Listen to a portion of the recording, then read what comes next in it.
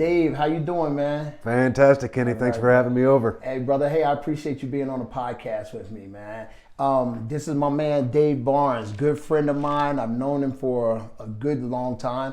I used to train with his wife back in the day and, got to know Dave through the military. We were in the military too. But now Dave has this company. It's called D&D Racing 909. It's right up here. You should check it out, all right? And Dave's going to tell us a little bit about it, man. Tell me about what you're doing. Yeah, so I retired in 2015 from the Army and, didn't really know what to do with myself for fun. And so Chris and I went over to the edge and we were just dorking around, because the kids grew up doing motocross. We were just hanging out. And we seen a side-by-side. We had never had one before, so we're like, oh man, this is like something the family could do, go out and play in the dirt, whatever. We all like doing that. And so we bought one. And so when I was there, some of the guys at the shop were like, hey, we're doing this race in Harriman, this Enduro Challenge. And I was like, hey, yeah, me and Dave would love doing that, So we went to the race and I think we pulled second or something out of a bunch of side-by-sides, just a little arena cross kind of style thing, and won a little bit of money, and we were hooked. So we were doing that every year, and then got to talking about desert racing, doing some of the bigger races, and we were all excited about it. So I bought this new machine in 2018, and that's kind of where D&D Racing comes from, I'm Dave, little Dave, D&D. It's a family thing, right? Family thing, absolutely. In fact, the number 909 came from Chris's number on her bike, which was 167. Okay. Dave's number was 733, and Aaron was number 9. Oh, okay. So I added all those three together up. Yeah. And it gives me 909, There you go. Okay. I always wondered, because I didn't know the whole story. So, that's interesting. Yeah. That's good, man. Yeah, so that's all of us. Hey, family affair, baby. And I see you brought me something too, man, to check out. What is this, man? Yeah, so we're racing the Bonneville off-road racing season,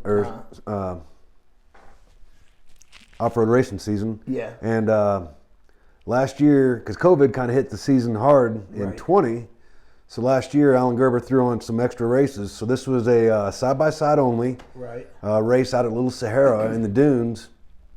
And so I've been racing. This last year was my second. This will be my third season racing. Right. And I've been doing Sportsman, which is like the beginner class, just seeing if you're going to get into it or see if you like it, Yeah. And so this race was in March last year out at Little Sahara, and it rained on us, it snowed on us, and they had probably, 20, 30 side-by-sides out there, which is a pretty good number for, Bonneville is a pretty small organization. Yeah. And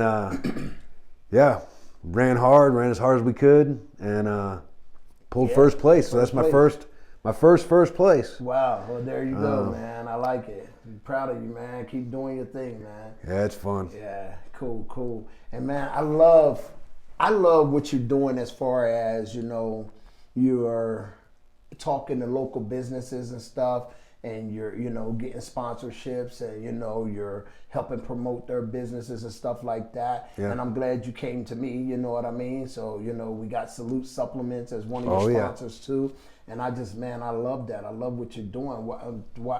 Why did we go that route? Why did you go that route? Well, so I've got a goal. So Chris and I talked about it, because racing's kind of pricey. Right. Yes. Yeah. And so I wanted to step my game up, which means, stepping the car up and, doing some things for racing, some safety things. Yeah. And then I talked to some buddies of mine that were out there racing. They're like, hey, man, you gotta run some of the bigger races just to give it a go. Yeah. And so last year I decided that in 2023, I'm going to race the Mint 400 out of Vegas. Okay. So, and you get international competition, guys coming in from Mexico, from the U.S., all over the place. All over the place. So it's like the real deal race. Yeah. So I sat down and I was like, okay, what all do I need to do with myself and my car? And it came out to be a pretty good chunk of change. Yeah. And so The Edge was one of my initial sponsors, The Edge down in Draper. So I talked to them about it, like, all right, hey, what can I do to kind of step everything up and get to the next level in racing? I'm I enjoy sportsman. It was a good step in, but now I want to go to the next level. Right. They're like, hey, talk to, get some sponsors, talk to folks. And so I was like, okay, I got to thinking. And, it's kind of weird. Like, I don't want to, hey, Kenny, can I have some money? Right. You know what I mean? I get that. Like, I want to promote people and businesses that are important to me. Yeah, okay. So, like the Edge has been a long time standing. Oh my goodness, they support me tooth and nail, through great. everything. That's great. And then they're like, hey, talk to local, because everybody thinks sponsors like, oh, BF Goodrich and like all these big names and like people just giving you like tons of money. Yeah. And I was like, no, I hit those guys up, of course, It's always no if you don't ask. But then I was like, okay, I'm going to go talk to some of the folks around here, in which you were the first guy I stopped and talked to. Yeah. And, I seen your supplements there on the social media, and I was like, oh, yeah. Like, obviously, I take supplements, I like working out, and I was like, man, if I can promote Kenny, like, that's a win. Like, like you said, we've known each other for a long time, and you've been grinding. Yeah. And so I was like, hey, anything I can do to help. And I appreciate it, for sure. But I like that mindset, man. You were helping people out too. It's not just, hey, give me. Yeah. It's like, what can I do for you also? Yeah. That's what I liked about how you approach me, you know what I mean? What can I do for you, help promote it and this and that. So I love the videos. We're gonna talk about this too, because you've been working out, man. Yeah. I've seen you've been doing some crazy stuff, man. But you've been hitting the gym hard. You've been promoting the supplements, talking about Salute supplements and everything else. Yeah. And I've had people hit me up because of what you're doing. Oh, good. So Awesome. I think that's a beautiful thing. But that's what it's about, man. Cross marketing, Yeah. taking care of each other, And but I'm watching some of your fitness videos, man. Yeah. I see you doing overhead tricep extensions. Yeah. 125 pounds and plus and everything else, man. The heavy presses, bench presses and chest presses with the dumbbells, all that stuff, man. You're hitting it hard. I'm trying. Hitting it hard. How many days a week you going to the gym? Well, I'm usually a 7-day-a-week guy. Right. I don't like taking a day off, but I got a new job that kind of cuts into my gym time. Of course, yeah. So that's how it works. Yeah. So now I'm getting 4 days a weekend, which I can't tell yet. Well, I've been doing it for about 2 months now, I guess. Yeah. But I don't know. I think the recovery is good. Taking some time off. Yeah. Little aches and pains are a little less. Yeah. But up here I'm like, oh, I know, yeah, I'm messing not with your mentally. Yeah. But I was gonna say, man, it's probably better for you, to rest your body more, Especially we're getting older, we're not where we used to be, man. And that rest is actually one of the necessities and stuff like that. So I was gonna ask you that. Yeah. I bet you're probably stronger. I bet you're probably showing out stronger because those muscles are recovering fully before you go and break them down again. You know? Yeah. Has it altered the way you eat or anything? No, I'm still eating the same way. I'm kind of keeping about the same weight. Okay. I run about 208, 210. Yeah. I think the biggest thing really is those aches and pains. Yeah. Just a little, the elbow stuff we were talking about the other day, shoulders. Man. Yeah. And but it's it's that balance, the gym is my happy place. I'm there in the morning, I got a little social time, I got a crew that I work out with. Yeah. And then I can go on about my day, Yeah. And so I don't like missing that part. Right. Because that is the fun time. Of course. But the weights have been good, the body's feeling pretty good. You got me those bag nasties, and I showed the boys those things. Oh, yeah. So, yeah. Did they try them? They did. They did. In fact, I wanted to try them. I didn't get to use them. I put them in the garage and forgot them the other day. But I want to do some chest presses with them on the dumbbells. Oh, yeah. And because I got one of my partners, he's not as big as you, but he's a pretty good size old boy, and he pushes some weight. Oh, is that right? Yeah. I tell you, the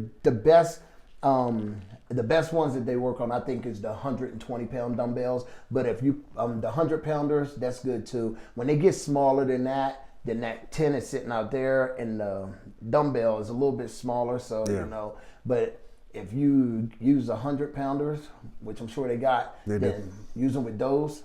They work perfect. They work great. They work great, man. So I won't lie. The goal is 125 with the dime on each side. Is that right? So if we can push 145 pounds, yeah, I'd be pretty stoked about that. Yeah, you got that. I think you got that, though. I think you got that, man. I see you move those other things, and you make them look pretty easy. So it's gonna be exciting, man. So you got any races coming up? Yeah. So actually, March 21st, or not March, but May 21st is our first race out in Vernal here in Utah. Did you already say that? Oh, no, okay, cool. We were talking about that one. Okay.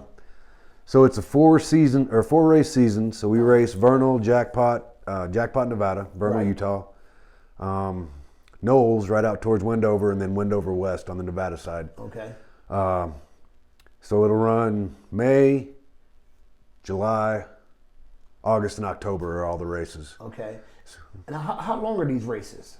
About how far? I mean, like when I say how long, how far? How far of a drive is it? So they vary. They run 250 to 300 miles, and times vary too. Like that's what I was gonna. Yeah. What's the time? We'll be in the car, vary from 3 hours to about. I think our last race was just under 8 hours, 7 hours, 30 minutes. That's got to beat the hell out of the body. Good gosh. It's the body and the mind, because like I'm driving, so I'm going as fast as I can, and I've got a navigator with me. Right. And he's watching, the screen. I'm watching the road, and he's telling me what to do. Wow. And so, I think the coolest thing about having navigator is, one, we kind of get to, shoot the breeze while we're racing. Right. And then two, he knows my goal. My goal is to go as fast as we can, as hard as we can, as long as we can, without breaking. Yeah. And so he'll give me, we'll be coming to a corner, so he'll call a corner out, sharp turn left, whatever. And then as we get closer and I can't see the corner, he'll give me a countdown. Oh. So I'll keep my pedal to plastic. Yeah. And then he'll give me a 3, 2, and I'll come off and we'll hit the corner. Oh, really? And then pin it again and take off. So y'all really got to be in tune. He's got to know you and know how you drive and everything. Yeah. And he's got to know really how the car maybe accelerates or decelerate, for when it slow down and hit the curve or whatever.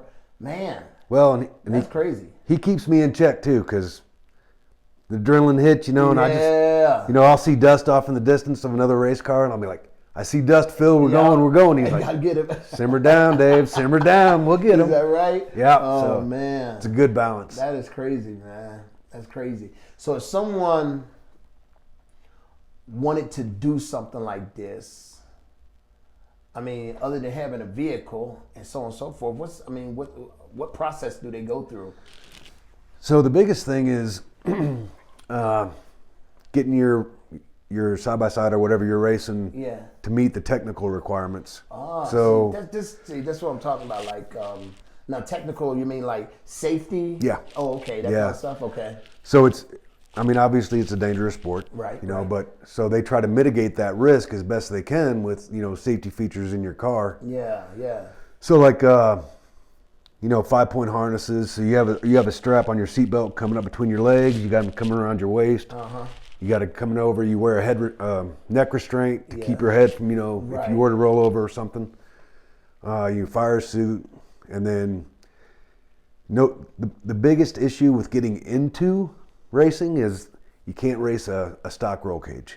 Oh. So you gotta have a fabricated roll cage that'll meet the requirements of the race. Wow. And the higher you go up, like right now I'm building my car for the Mint, which is way more extensive than Bonneville. Right. Bonneville's a good one to get into because you can go and not have to spend a ton of money. Right. And then to see if you like it or if it's your cup of tea. Right. But yeah, I'd say probably $3,500 to get into it. Okay.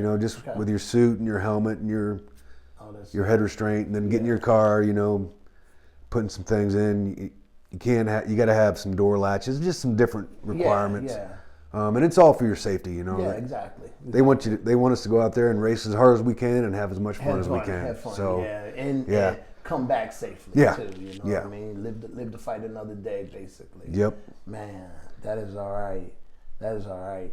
I was gonna ask a question. I was thinking of something. I can't remember what I was thinking though. But that's amazing, man. That is amazing. Yeah, just to do that and be in a vehicle that long and have your body get beat around that much, man. You come out, I know you're in a vehicle and everything, but people don't understand this. I used to tell people this all the time because I train a lot of people that do motocross and stuff like that and how it beats the hell out of you. But do you come out with injuries much? No, really, no injuries. Just really, it's just, you're kind of, this leg is like, so focused on gas and brake, and then, you're tense too, trying to stay with the vehicle on the corners or the whoops or, jumps or whatever.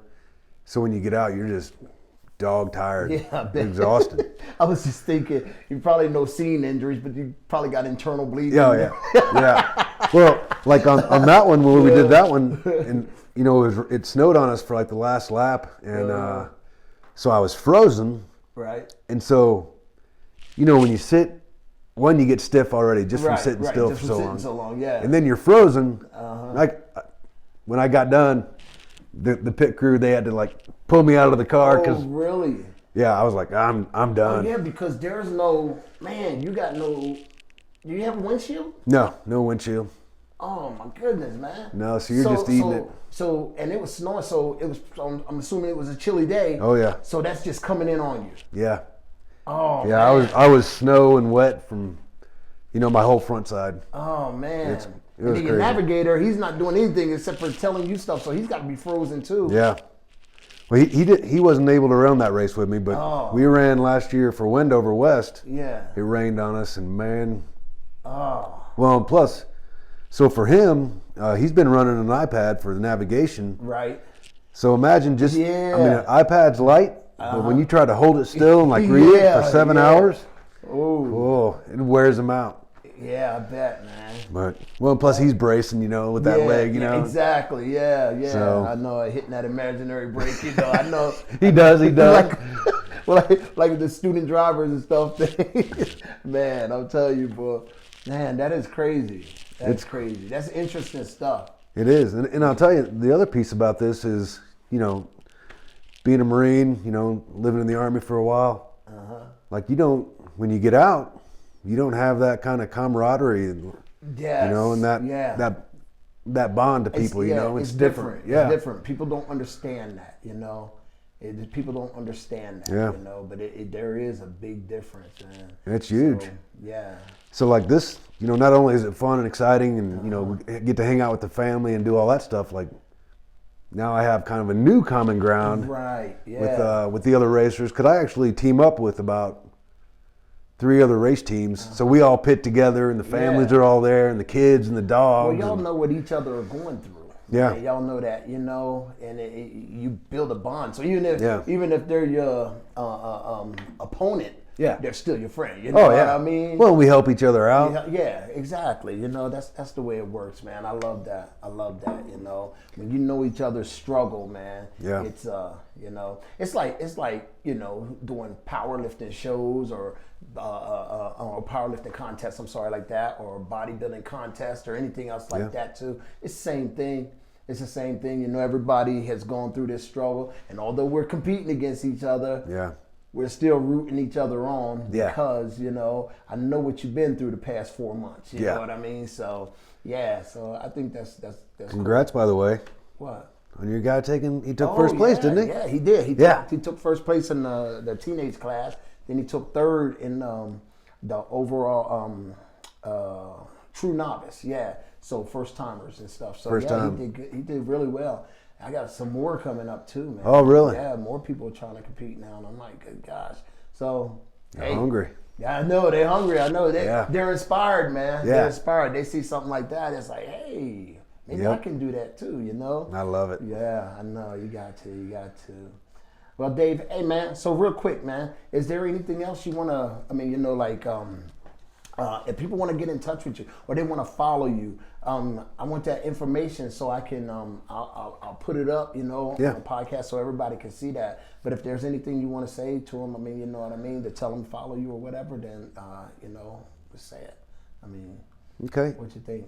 Yeah, so D&D Racing, we're on Instagram and we're not on Facebook, but it transfers over to my personal one. Right. But DD_Racing909. Okay. And then, it's a race. It's our team's race page, but I throw on there all the racing stuff, of course, but my lifting stuff. Yeah.